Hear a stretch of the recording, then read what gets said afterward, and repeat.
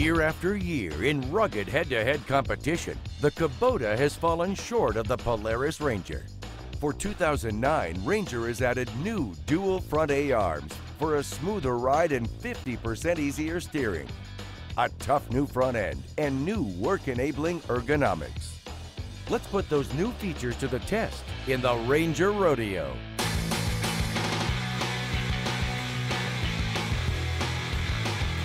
Today's off-road competitors are the Polaris Ranger 4x4 500 EFI, the base model in the new Ranger lineup, going against the Kubota RTV 900. To ensure fairness, the course, vehicle setup, and tests have been monitored and validated by an independent third party. Let's get started.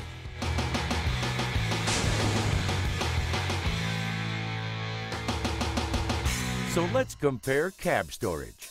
If you're working or hunting, you always need tons of gear within arm's reach. The Kubota has no in-cab storage.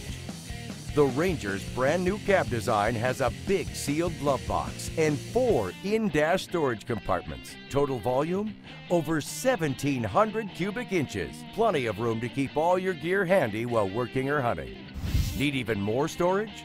The new Ranger 700 XP and Ranger HD now feature a removable storage box under the seat. Let's compare cab space and comfort. In order to work hard, you've got to be comfortable. The Kubota seats 2, and it can be a tight fit, especially for the driver, who gets very little legroom. The Ranger has beat Kubota in the past with comfortable 3-person seating. Now the Ranger's redesigned cab space features a new seat that's recessed and angled back for car-like comfort. The new Ranger has 11% more legroom and 25% more total cab space than the Kubota. Plus, new tilt steering with the highest range of motion of any utility vehicle for easy in and out and customized comfort while driving. No matter how big or tall you are, Ranger gives you extra room to get the job done in comfort. Our next hard-working test compares top speed. The Ranger, with 50% more horsepower, quickly pulls away from the Kubota. The Kubota tops out at 25 miles per hour.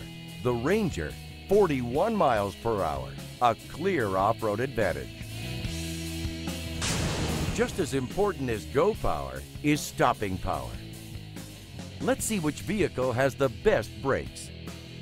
Both the Kubota and Ranger have hydraulic disc brakes. We'll run each vehicle at 25 miles per hour, then activate the brakes.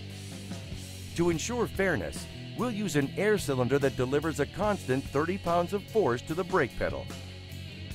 In a series of braking tests, the Ranger stopped at an average distance of 24 feet. It took the Kubota over 39 feet to stop, a full 15 feet farther than the Ranger. A hard-working vehicle must be able to get over rough terrain. This test compares 4-wheel drive traction. When the Kubota is stopped by a boulder or log, its limited slip front differential sends power to just one wheel. It's going nowhere. That means when you encounter extreme terrain on a Kubota, you could be stopped in your tracks. The Ranger delivers true all-wheel drive, automatically sending power to all 4 wheels when you need it. You get superior traction and plenty of power to pull you up and over rocks, logs, and other obstacles. Here are more hard-working comparisons. The Kubota has a 7.9-gallon fuel tank and uses diesel fuel. The Ranger uses regular gasoline, just like your small engine equipment, and holds 9 gallons, 14% larger. The Ranger has D-rings inside the box and plenty of tie-down points to easily secure and carry cargo. The Kubota does not. The new Ranger is, without a doubt, the hardest working vehicle. Now let's see which one is the smoothest riding. The new Ranger now has dual A-arm front suspension. It provides the operator with 2 big advantages: smoother ride and handling over rough terrain, and full adjustability for work and play. The new dual A arms on the Ranger are fully adjustable. It has spring preload adjustment that lets you dial in the suspension for recreational riding and light-duty work. And when the work gets tough or the terrain gets rough, it has motion ratio adjustment. 2 upper shock mounting points, also on the rear shocks, let you dramatically increase suspension stiffness. The Kubota suspension is not adjustable. With dual A-arms and suspension adjustability, the Ranger will be tough to beat in the smoothest riding tests. Let's see what happens. Smoothing out rough terrain is all about suspension travel. The Kubota has 4.1 inches of front suspension travel and 3.5 inches in the rear. Minimal suspension travel, which means maximum trouble over the bumps. The new Ranger leads the industry. It has a full 9.6 inches of travel in the front, more than twice the Kubota. In the rear, it has 9 inches of travel, over 5 inches more than the Kubota. That translates to a smooth ride the Kubota simply cannot match.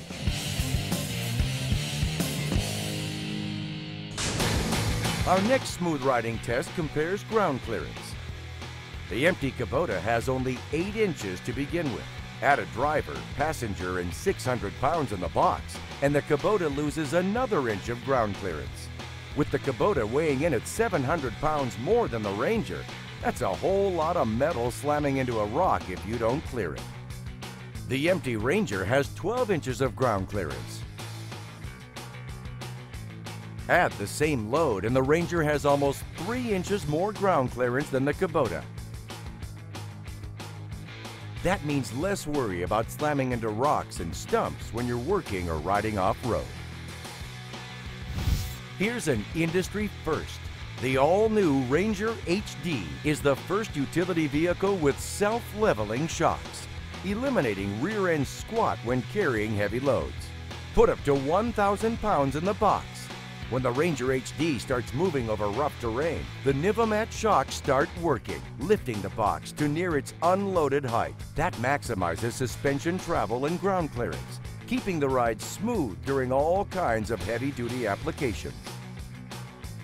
Looks like the new features on the ruggedly re-engineered Ranger make it even harder for Kubota to keep up.